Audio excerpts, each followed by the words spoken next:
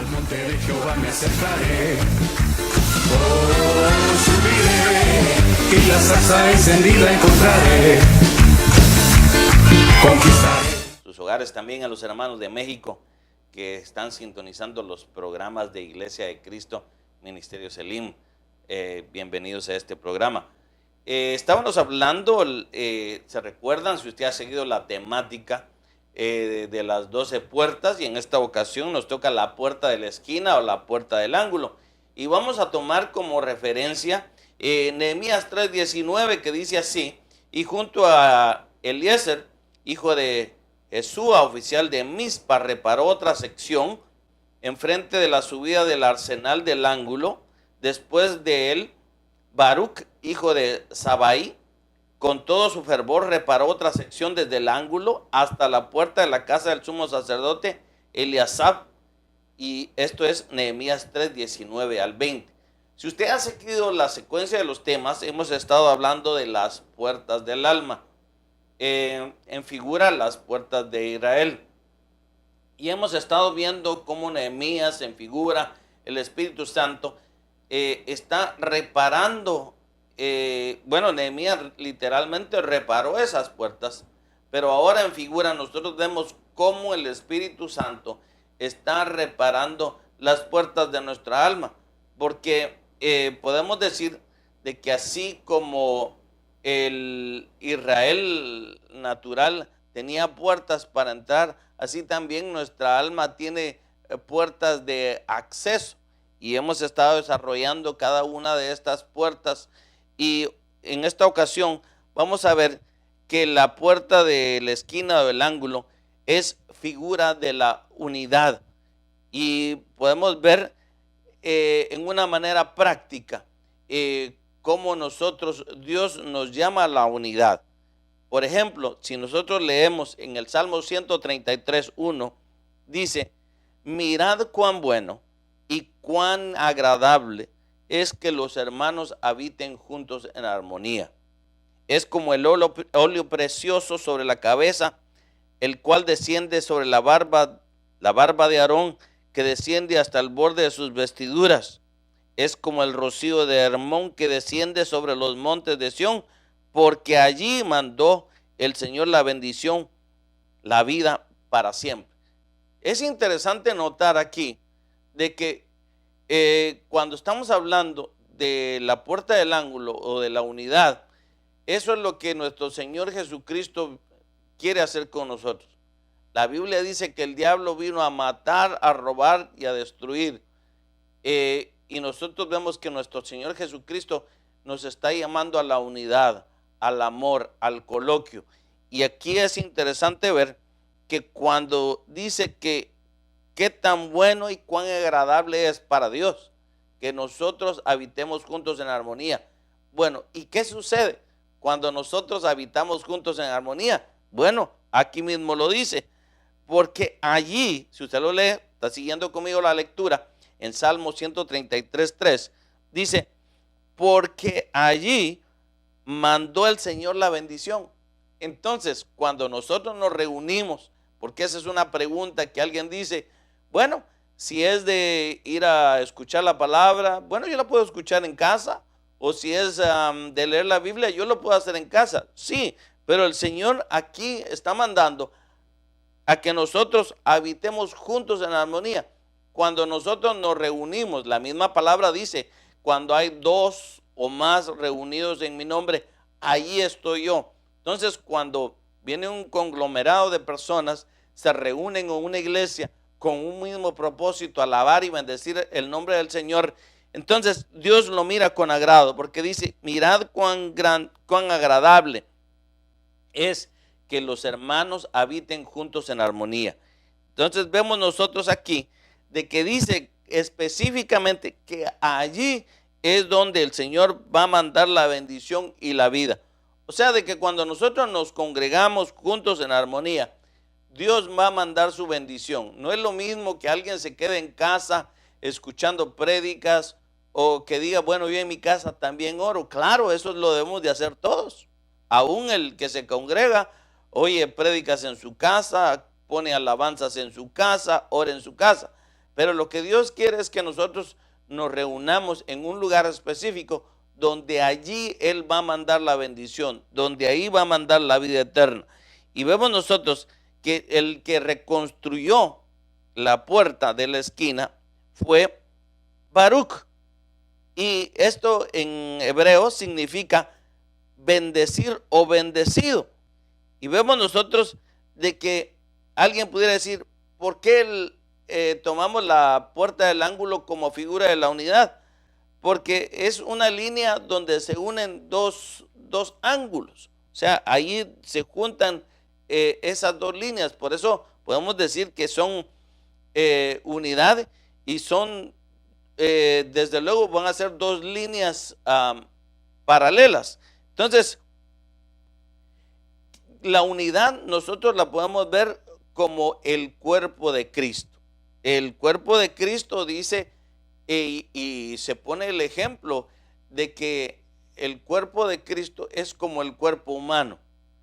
Veamos de que así como en la iglesia hay diferentes dones, cada quien tiene diferentes habilidades, pero todos son parte del cuerpo de Cristo. El apóstol Pablo menciona de que un brazo no le puede decir a los pies no te necesito, o el ojo no le puede decir al oído no necesito de tu ayuda, porque aunque cada uno de ellos haga un trabajo diferente, todos son indispensables en el cuerpo de Cristo. Por ejemplo, digamos, bueno, las uñas, ¿para qué me sirven las uñas? Pero dígame usted, ¿quién puede rascar mejor que la uña? El ojo no puede rascar igual que la uña no puede ver igual que el ojo. Entonces, así son cada uno de los miembros del cuerpo de Cristo. Aunque cada uno tenga diferente función, aunque cada uno tenga diferente gloria, porque, digamos, el ojo o el pie no lo adorna tan bien como las mujeres adornan sus uñas, se hace su manicure, su pedicure, qué sé yo. Entonces, así en el cuerpo de Cristo. Algunos son más vistos, otros son menos vistos, pero todo forma una parte integral del cuerpo de Cristo. El cuerpo de Cristo no puede estar dividido. Por eso vemos nosotros que al estar nosotros unidos en esa unidad es donde Dios va a mandar la bendición, que fue lo que leímos del Salmo 133:1. Y es más, podemos ver de que nosotros los gentiles que estábamos ajenos a las promesas de Dios, Dios en un plan, pudiéramos decir, fuera del tiempo, había programado de que aún de nosotros los gentiles, y eso nosotros lo podemos ver a través de diferentes figuras en la Biblia, que Dios iba a formar del pueblo judío y el pueblo gentil, iba a formar una ente que desde luego nosotros llamamos iglesia. Y vemos nosotros que esta puerta siempre debe de estar abierta. ¿Por qué? Porque la palabra de Dios nos dice que a unidad, a paz nos llamó Dios.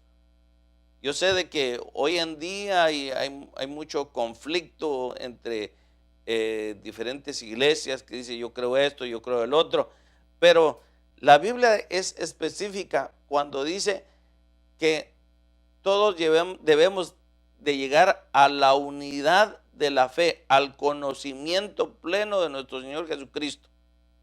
Vemos nosotros que a través de la sana doctrina que nosotros estamos aprendiendo, eso nos va a llevar a que seamos más unidos, la unidad doctrinal.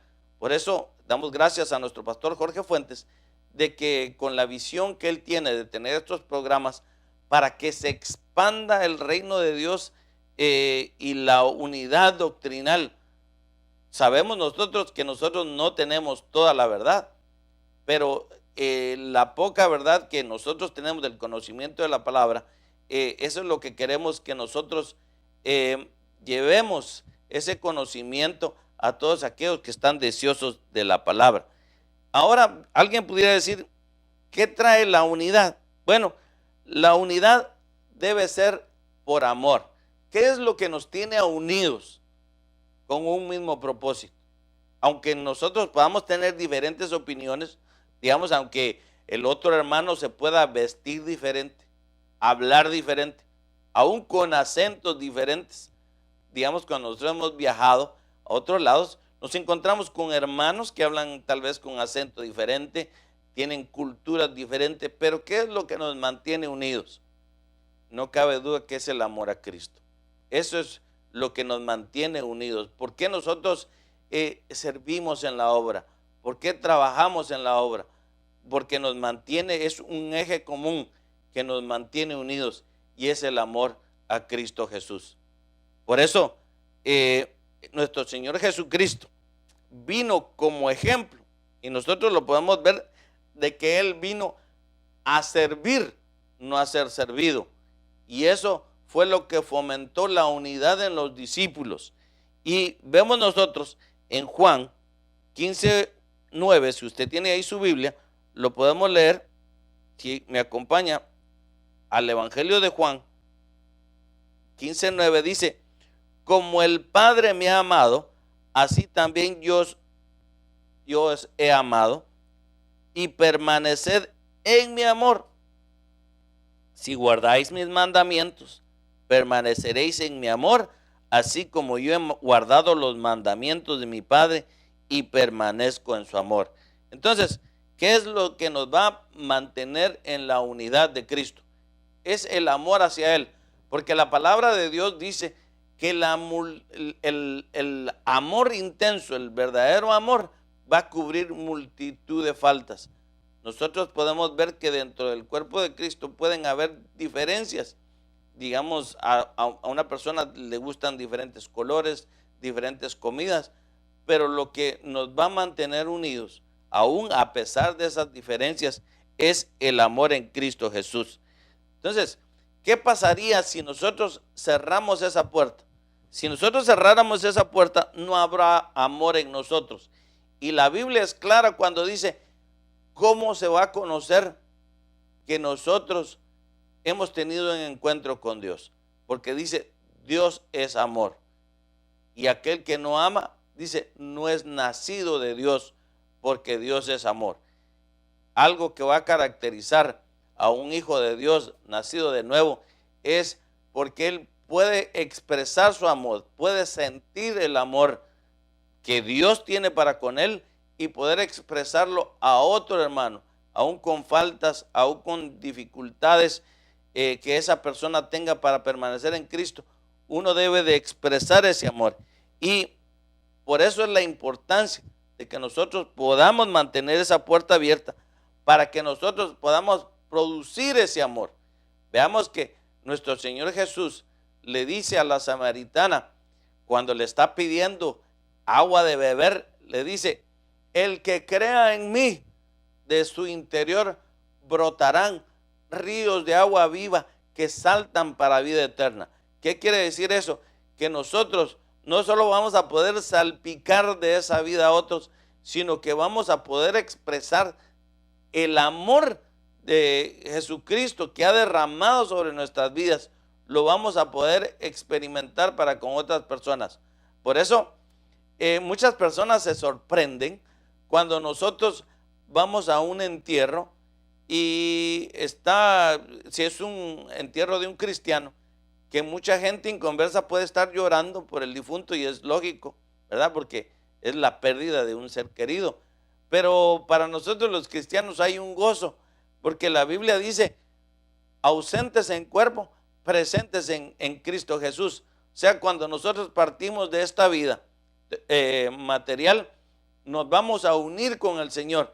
Entonces, ese amor que el Señor nos ha dado nos sirve no solo para sobrepasar los grandes obstáculos que hay en nuestra vida, y que nosotros podamos expresar ese amor, que en medio del dolor, que en medio de la dificultad, ese amor, ese gozo, esa paz que solo Cristo puede dar, habita en nosotros. Y por eso mucha gente se sorprende cómo, y algunas personas nos pueden inclusive de caracterizar de hipócritas, porque dice: cómo esta persona, en lugar de estar llorando en medio de la calamidad, está cantando, está alabando, le está dando gracias a Dios.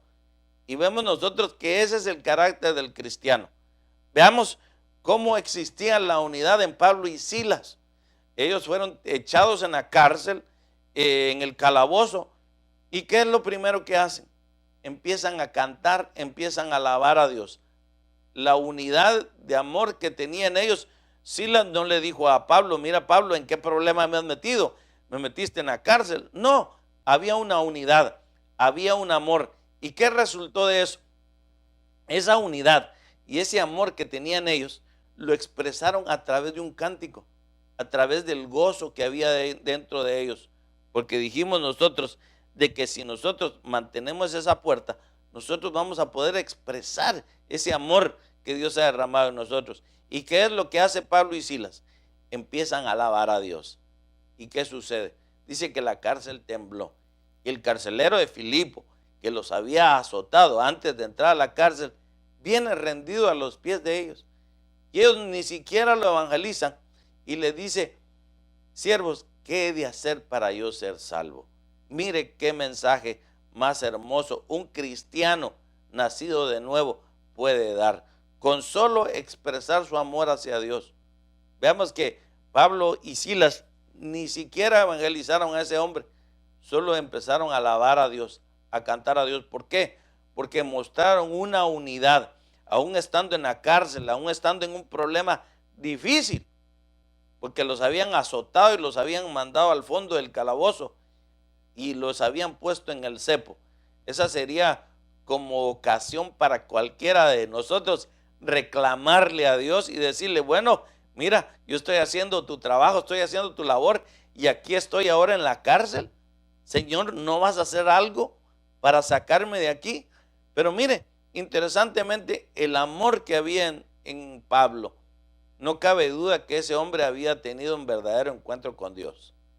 No reclama a Dios, sino más bien le alaba. ¿Por qué? Porque podía expresar ese amor, podía expresar esa unidad que había en él. Y Silas, desde luego, había sido contagiado de ese amor, de esa unidad, que empieza a alabar y a cantar juntamente con él. Por eso, hermano, qué importante es de que nosotros podamos manifestar ese amor hacia otras personas, porque yo creo de que alguien tal vez tuvo una niñez triste, nunca hubo unidad en el hogar y cuando viene a Cristo se ve con la necesidad de que tiene que tener comunión con los hermanos, tiene que empezar a expresar su amor. Déjeme decirle que si hay algo que le estorba, bueno, busque ministración, porque la palabra de Dios dice que en Cristo somos nuevas criaturas, que Él nos ha dado libertad. Dice, si el Hijo de Dios os libertare, os dará verdadera libertad. Entonces, el Hijo de Dios nacido de nuevo tiene la facultad, tiene la habilidad, no solamente para expresar ese amor, sino para poder tener comunión con los hermanos, que es lo que dice el Salmo 133. Y eso lo confirma Efesios 4:13, que dice, hasta que todos lleguemos a la unidad de la fe y del conocimiento. Entonces, cuando hay una unidad de fe, hay conocimiento pleno del Hijo de Dios. Y cuando hay conocimiento pleno del Hijo de Dios, entonces se alcanza la condición de hombre maduro, a la medida de la estatura de la plenitud de Cristo. Y por eso el apóstol Pablo aquí está diciendo que nosotros debemos de ser instruidos a través de los 5 ministerios. Qué importante es de que una persona esté bajo una cobertura ministerial. ¿Por qué? Porque, digamos, a través de la sana doctrina que se está diseminando, que nosotros recibimos de nuestra cobertura, se puede cumplir lo que dice aquí mismo en Efesios 4:14, para que ya no seamos niños. ¿Cuál es el carácter del niño? El carácter del niño es reñir, tal vez por un juguete, aunque tenga 2 o 3, pero él quiere jugar con el mismo juguete que está jugando otro niño. Esa es la actitud de un niño, no es actitud de unidad, sino es una actitud de pleito, de molestia. ¿Qué más dice? sacudidos por las olas y llevados por aquí y por allá por todo viento de doctrina. Entonces, la importancia de tener nosotros la unidad de la fe, de congregarnos en una iglesia donde se predique la sana doctrina. ¿Para qué? Para que nosotros no seamos sacudidos por cualquier viento de doctrina.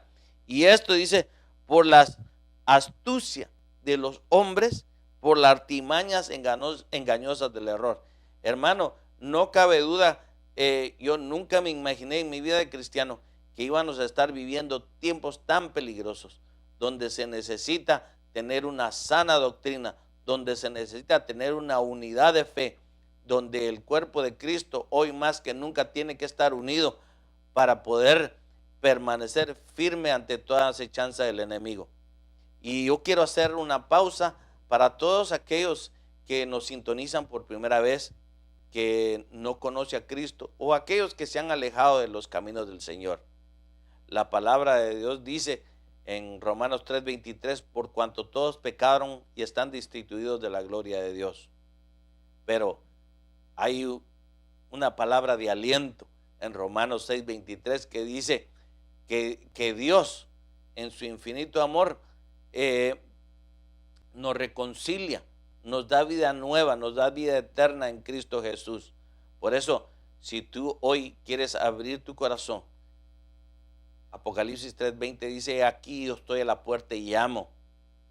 Posiblemente Dios está hablando a la puerta de tu corazón hoy. Si tú quieres abrir tu corazón para recibir ese hermoso regalo que Cristo Jesús ha dado a la humanidad, yo te voy a pedir que repitas conmigo esta oración. Señor Jesús, reconozco que soy pecador. Te pido perdón. Me arrepiento de mis pecados. Te doy gracias por haber muerto en la cruz del Calvario por mis pecados. Amén. Amén. Si tú hiciste esa oración de fe, déjame decirte con la autoridad de la Biblia que hoy tu nombre ha sido inscrito en el libro de la vida.